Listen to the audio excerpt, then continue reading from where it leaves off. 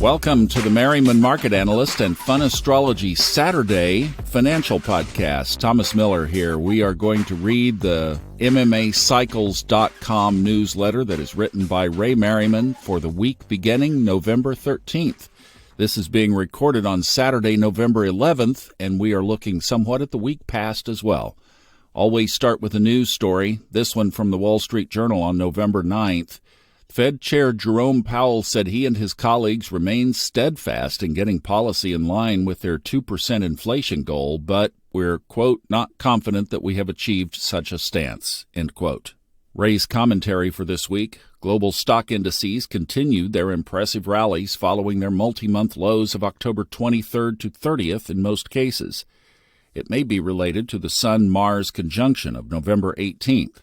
As discussed in several reports, global stock markets tend to fall at least 8% from their previous high when this aspect is within 8 degrees. That orb began about the time the Sun entered Scorpio on October 23rd. In Europe, the Netherlands AEX index bottomed on October 23rd at its lowest level in over 6 months. By Thursday, November 9th, it rallied to its highest mark in 8 weeks. The German DAX bottomed on October 27th, also at its lowest price since March. By Thursday, November 9th, it had rallied to a new 4-week high.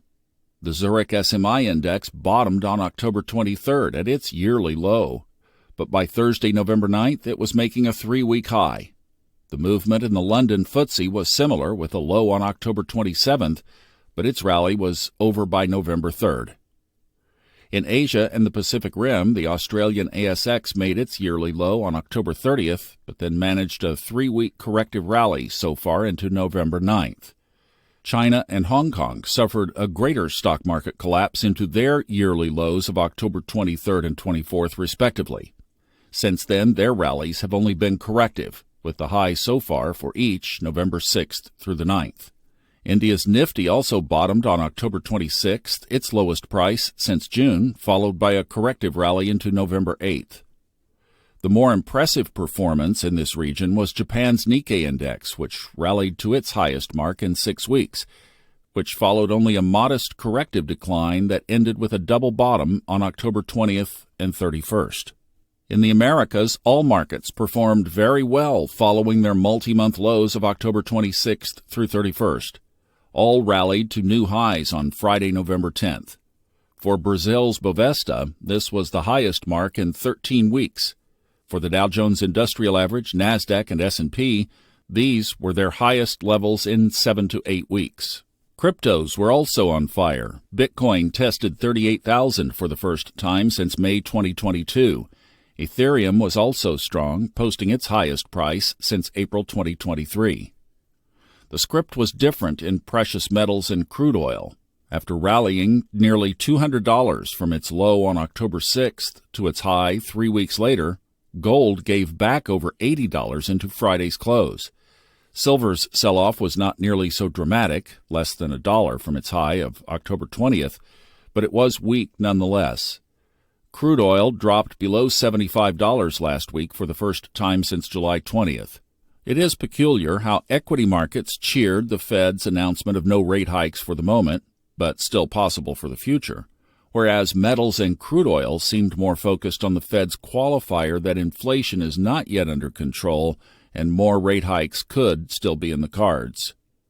The stars suggest otherwise. No rate hikes are likely while Jupiter is in Taurus, which will remain the case until May 2024. After that, when Jupiter ingresses into Gemini, I think we will see new movement in the employment reports and interest rates. Now the short-term geocosmics and longer-term thoughts. This quote from Friday's Wall Street Journal, the article was entitled, "Why I Won't Be Seeking Re-Election to the Senate. Both parties have come under the domination of the extremes, and I want to find a better way," by Joe Manchin. He says, "Today, the business of politics is about monetizing anger and getting paid for it, and business has never been better." End quote. Ray begins, "Let's talk markets first, then politics. There are a number of potent geocosmic factors in play next week that could reverse stock markets. especially if they are not at the beginning of new, primary, or even longer-term cycles, which they appear to be at the moment. First, both the Sun and Mars will be in opposition to Uranus, November 11th through 13th. On Friday, November 17th, Mars will trine Neptune. Each of these has a 70% or greater historical correlation to sharp reversals within 4 trading days. Since the market is rallying, we can anticipate this will be a crest, and the overlap is Monday through Thursday. Additionally, Mars will transit 23 degrees Scorpio on November 14th and 15th, which will form a T-square to the Mercury-Pluto fixed square in the New York Stock Exchange chart, dated May 17, 1792. It will be in opposition to the New York Stock Exchange Sun on November 21st.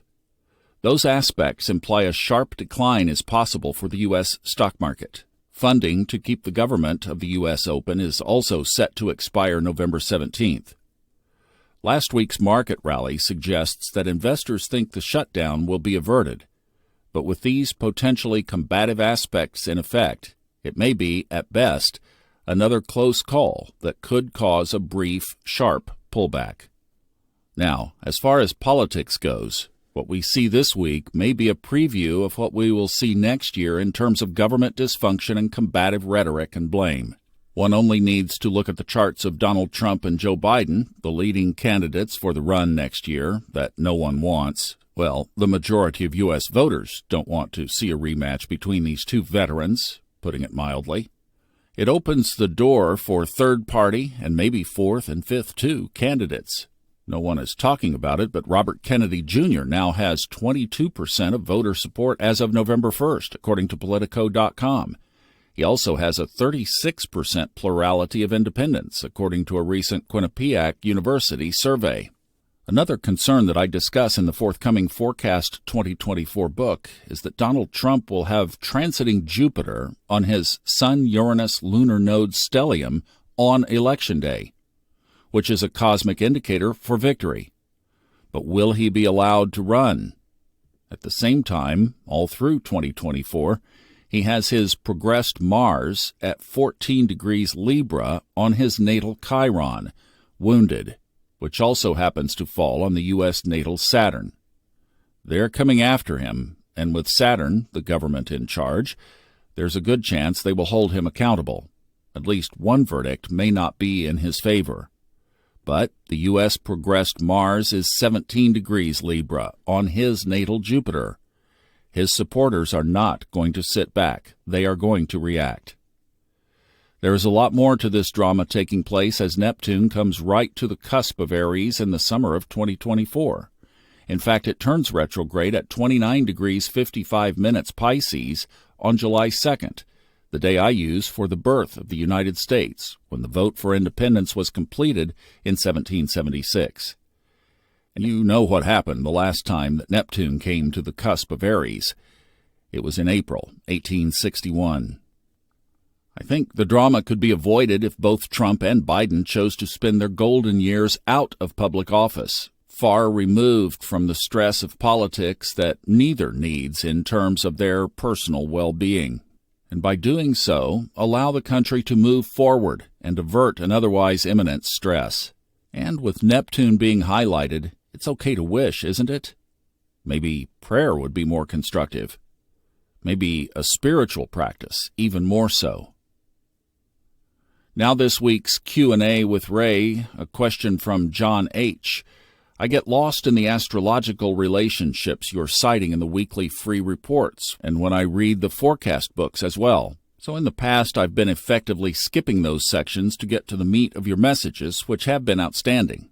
I would be your first subscriber if you had a non-astrological summary narrative of each report that you offer. As always, thank you for what you do, and I am again looking forward to the 2024 forecast.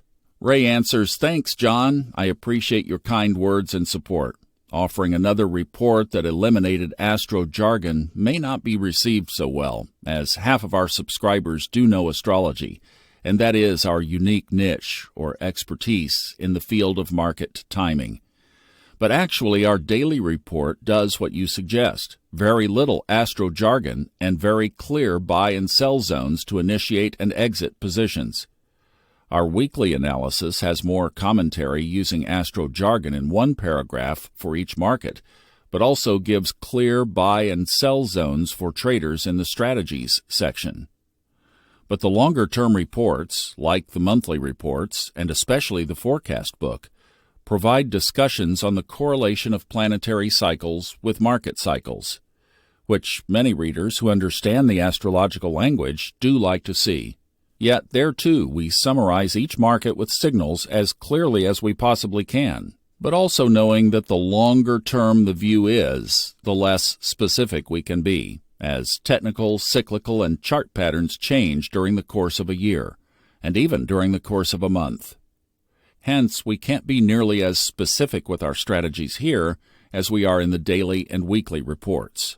Thank you, John, for the question. Hope this explains why we do what we do. And that ends this week's report.